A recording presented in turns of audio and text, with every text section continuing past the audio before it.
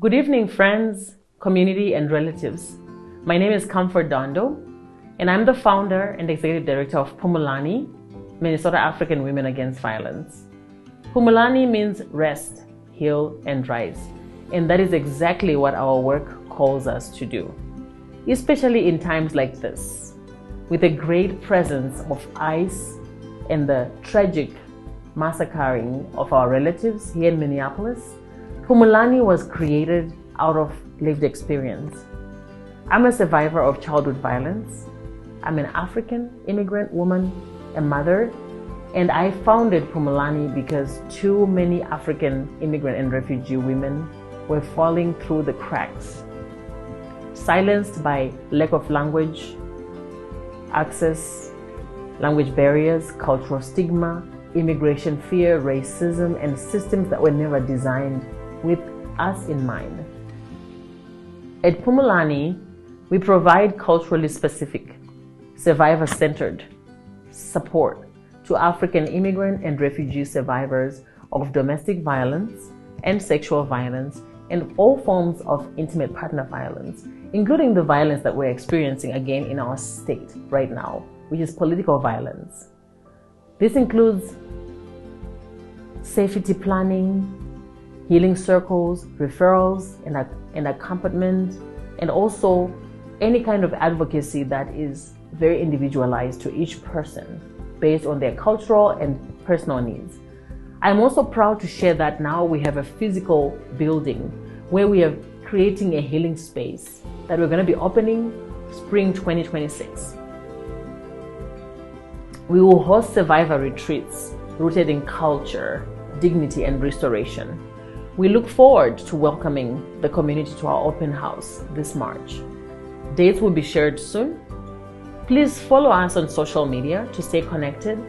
Our work is not only about crisis response, because we have been in crisis response since we fled or were displaced from our original homes. Our work now is about healing. It is about prevention. It is about reclaiming power. It is about moving communities from fight, flight, freeze to more proactivity, to more calm and healing and being grounded. We also celebrate our culturally specific healing retreats for survivors that we held in the last year, 2 of them. And this year, we are hoping with support, we're able to host up to 5 of retreats. And as you can imagine, more than ever, we need to have more of these healing spaces. We have our first retreat taking place April 17th, 2026. Tonight, we pause to honor lives lost in 2025. African immigrant women whose stories demand remembrance and action.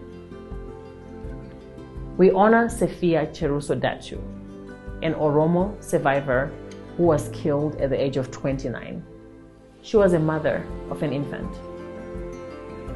We honor Hulda Bochere Moisori, age 42, a healer herself, a mental health nurse who was murdered in Ramsey County by her partner.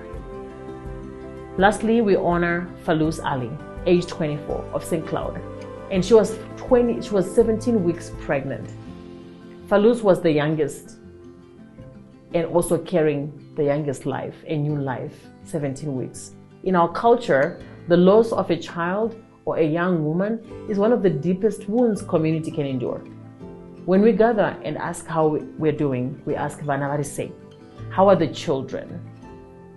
Because when one child is lost, all children are at risk. These women were not statistics. They were daughters, they were sisters, they were friends, and community members, and their lives mattered. Their names matter. Violence does not happen in a vacuum. For African immigrants and refugee survivors, harm is compounded by fear of deportation. Now more than ever, fear of the presence of agents like ICE in our community, in our backyards. The lack of opportunities of interpreters, economic dependence, racism, cultural isolation, and overall colonization that in the first place makes people flee their homes. Too often, warning signs are missed, they're minimized, or ignored until it's too late. And this is why in Minnesota and in the US, more than ever, we need culturally specific services. They are not optional. They are life-saving. They are a must.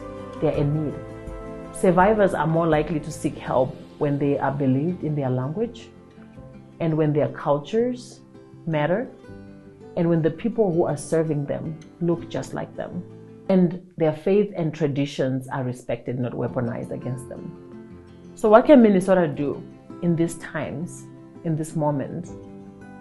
You can listen to survivors. You can reach out to those marginalized and underserved. Support culturally specific organizations, community-based organizations that are doing boots on the ground work. You can also continue to advocate for humane policies that don't criminalize human beings. And above all, hold hope collectively. Hope is not passive. Hope is an action, as we have seen in Minnesota, as Minnesota has shown the rest of the world. Hope is an action. At Phumulani, we say we are not broken. We are responding to broken systems. May we honor Sophia, Hulda, and Phallus, and all the other victims that lost their lives in 2025.